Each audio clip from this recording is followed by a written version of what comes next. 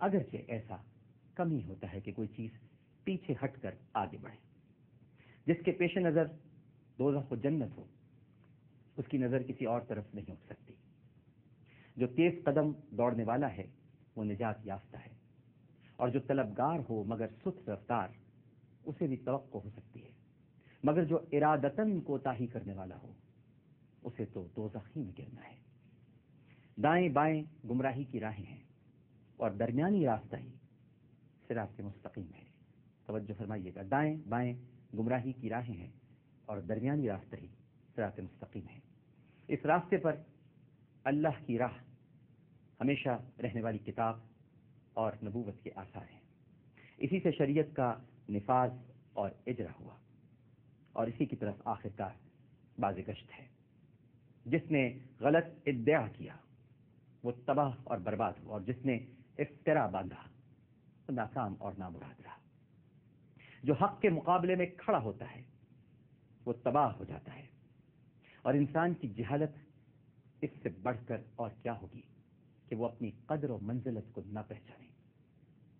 تمام لوگوں میں سب سے زیادہ خدا کے نزدیک مبغوض وہ شخص ہے، ایک تو وہ جسے اللہ نے اس کے نفس کے حوالے کر دیا، یعنی اس کی بدعمالیوں کی وجہ سے اپنی توفیق سلب کر لی، جس کے بعد وہ سیدھی راہ سے ہٹا ہوا، بدعت کی باتوں میں فریفتہ اور گمراہی کی تبلیغ پر مٹا ہوا ہے. وہ اپنے ہوا خواہوں کے لیے فتنہ اور سابقہ لوگوں کی ہدایت سے برگشتہ ہے. وہ تمام ان لوگوں کی ہدایت سے برگشتہ ہے جو اس کی زندگی میں یا اس کی موت کے بعد کی پیروی کرے. اور گمراہ کرنے والا ہے وہ جو دوسروں کے گناہوں کا بوجھ اٹھائے ہوئے اور خود اپنی خطاؤں میں جکڑا ہوا ہے. اور دوسرا شخص وہ ہے جس نے جہالت کی باتوں کو ادھر ادھر سے بٹور لیا ہے. وہ امت کے جاہل افراد میں دوڑ دھوپ کرتا ہے اور فتنوں کی تاریکیوں میں غافل اور مدہوش پڑا رہتا ہے، اور امن و عاشقی کے فائدوں سے آنکھ بند کر لیتا ہے. چند انسانی صورت یا انسانی شکل و صورت سے ملتے جلتے ہوئے لوگوں نے اسے عالم کا لقب دے رکھا ہے، حالانکہ وہ عالم نہیں. وہ ایسی بے سوت باتوں کے سمیٹنے کے لیے منہ اندھیرے نکل پڑتا ہے جن کا نہ ہونا ہونے سے بہتر ہے. یہاں تک کہ جب وہ اس گندے پانی سے سیراب ہو لیتا ہے اور لا یعنی باتوں کو جمع کر لیتا ہے تو لوگوں میں قاضی بن کر بیٹھ جاتا ہے اور دوسروں پر مشتبہ رہنے والے مسائل کے حل کا ذمہ لے لیتا ہے. اگر کوئی الجھا ہوا مسئلہ اس کے سامنے پیش ہوتا ہے تو اپنی رائے سے اس کے لیے بھرتی کی فرسودہ دلیلیں مہیا کر لیتا ہے اور پھر اس پر یقین بھی کر لیتا ہے. اس طرح وہ شبہات کے الجھاؤ میں پھنسا ہوا ہے جس طرح خود ہی اپنے جالے کے اندر.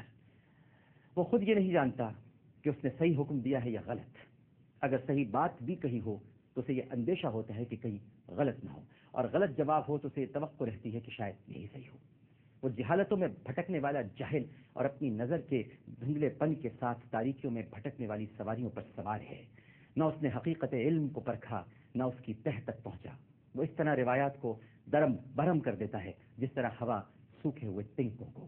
خدا کی قسم وہ ان مسائل کے حل کرنے کا اہل نہیں جو اس سے پوچھے جاتے ہیں، اور نہ اس منصب کے قابل ہے جو اسے سپرد کیا گیا ہے. جس چیز کو وہ نہیں جانتا اس چیز کو وہ کوئی قابل اتنا علم ہی نہیں قرار دے دیتا، اور جہاں تک وہ پہنچ سکتا ہے اس کے آگے یہ سمجھتا ہی نہیں ہے کہ کوئی دوسرا پہنچ سکتا ہے. اور جو بات اس کی سمجھ میں نہیں آتی اسے پی جاتا ہے کیونکہ وہ اپنی جہالت کو خود جانتا ہے.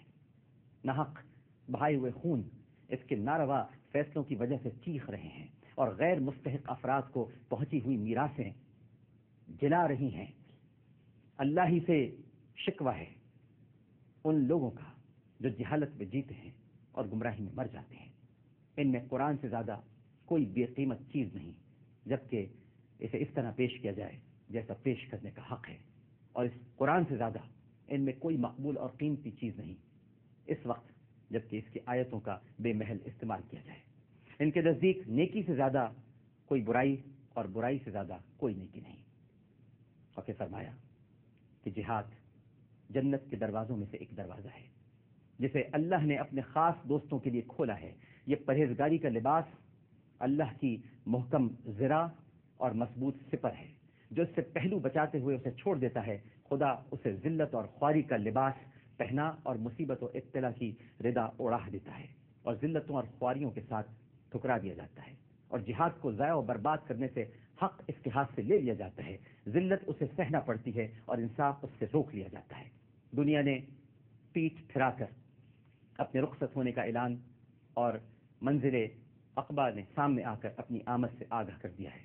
آج کا دن تیاری ہے اور کل دوڑ کا ہوگا، جس طرف آگے بڑھنا ہے، اور جس طرف آگے بڑھنا ہے وہ تو جنت ہے، اور جہاں کچھ اشخاص اپنے اعمال کی بدولت بلا اختیار پہنچ جائیں گے وہ دوزخ ہے۔ کیا موت سے پہلے اپنے گناہوں سے توبہ کرنے والا کوئی نہیں؟ اور کیا اس روز مصیبت کے آنے سے پہلے عمل خیر کرنے والا ایک بھی نہیں؟ تم امیدوں کے دور میں ہو جس کے پیچھے موت کا ہنگام ہے، تو جو شخص موت سے ان امیدوں کے دنوں میں عمل کر لیتا ہے تو یہ عمل اس کے لیے سود مند ثابت ہوتا ہے، اور موت اس کا کچھ بگاڑ نہیں سکتی۔ اور جو شخص موت سے قبل زمانے امید و آرزو میں کوتاہیاں کرتا ہے تو وہ عمل کے اعتبار سے نسیان رسیدہ رہتا ہے، اور موت اس کے لیے پیغام ضرورت لے کر آتی ہے۔ لہذا جس طرح اس وقت جب کہ ناگوار حالات کا اندیشہ ہو نیک اعمال میں منہمک ہوتے ہو، ویسا ہی اس وقت بھی نیک عمل کرو جب کہ مستقبل کے آثار مسرت افزا محسوس ہو رہے ہوں۔ مجھے جنت ہی ایسی چیز نظر آتی ہے جس کا طلبگار سویا پڑا ہے، اور جہنم ہی ایسی شے دکھائی دیتی ہے جس سے دور بھاگنے والا خواب غفلت میں محض ہو۔ جو حق سے فائدہ نہیں اٹھاتا اسے باطل کا نقصان و ضرر اٹھانا پڑے گا، اور جس کو ہدایت ثابت قدم نہ رکھے اسے گمراہی ہلاکت کی طرف کھینچ لے جائے گی۔ تمہیں کوچ کا حکم مل چکا ہے اور زاد راہ کا پتہ دیا جا چکا ہے۔ مجھے تمہارے متعلق سب سے زیادہ دو ہی چیزوں کا خطرہ ہے، ایک خواہشوں کی پیروی اور دوسرے امیدوں کا پھیلاؤ۔ اس دنیا میں رہتے ہوئے اس سے اتنا زاد لے لو جس سے کل اپنے نفسوں کو بچا سکو، بس اتنا زاد لے لو جس سے اپنے نفسوں کو بچا سکو۔ محمد حنفیہ کو یہ خطبہ یاد آیا اور وہ اپنے بھتیجے کو لپٹ کر بہت روئے۔ اس وقت ہمارے ساتھ ٹیلی فون لائن پر علامہ گلفام ہاشمی صاحب موجود ہیں، ممتاز عالم دین ہیں، بہت خوبصورت گفتگو فرماتے ہیں۔ آج 10 محرم الحرام ہے، ٹرانسمیشن کا آغاز ہو چکا ہے اور پہلے عالم دین ہیں جن سے ہم گفتگو کی ابتدا کرتے ہیں۔ السلام علیکم علامہ صاحب۔ السلام علیکم۔ السلام علیکم علامہ صاحب، آپ تک میری آواز آ رہی ہے؟ میرا خیال ہے کہ لائن ڈراپ ہو گئی ہے، لیکن ہمارے ساتھ جامعہ نعیمیہ کے محتمم اور مولانا نعیمی کے شہید صاحبزادے، مولانا نعیمی شہید کے صاحبزادے مولانا راغب نعیمی اس وقت موجود ہیں۔ آئیے ان سے گفتگو کرتے ہیں اور آج 10 محرم الحرام کی نسبت سے ان سے کچھ باتیں کرتے ہیں۔ السلام علیکم مولانا صاحب۔ وعلیکم السلام ورحمۃ اللہ وبرکاتہ۔ مزاج گرامی بخیر؟ الحمدللہ، اللہ کا لاکھ لاکھ شکر، اللہ کا لاکھ احسان۔ راغب بھائی الحمدللہ آپ کی دعائیں۔ راغب بھائی آج 10 محرم الحرام ہے اور آپ تو جانتے ہی ہیں کہ آج کا دن صرف تاریخ اسلام ہی میں نہیں بلکہ ہمارے دین میں بھی بڑی اہمیت کا حامل ہے۔ کئی واقعات اس سے جڑے ہوئے ہیں اور کئی معاملات جو مستقبل میں رونما ہونے والے ہیں وہ بھی آج 10 محرم الحرام ہی سے جڑے ہوئے ہیں۔ میں آپ سے یہ گزارش کروں گا، درخواست کروں گا کہ اس وقت پوری دنیا میں آپ کی گفتگو سنی جا رہی ہے اور مولانا نعیمی کی جو شہادت ہوئی جامعہ نعیمیہ میں دہشت گردوں کے ہاتھوں، اور وہ بھی دہشت گردی کا مقابلہ کرتے کرتے حق کہتے ہوئے، سچ کہتے ہوئے اس جہان فانی سے کوچ کر گئے۔ آپ ایک شہید کے صاحبزادے ہیں اور آپ امام عالی مقام سیدنا حسین رضی اللہ تعالی عنہ اور ان کے اصحاب و اعوان کی قربانیوں سے بھی اچھی طرح، بلکہ مجھ سے تو کہیں زیادہ اچھی طرح واقف ہیں۔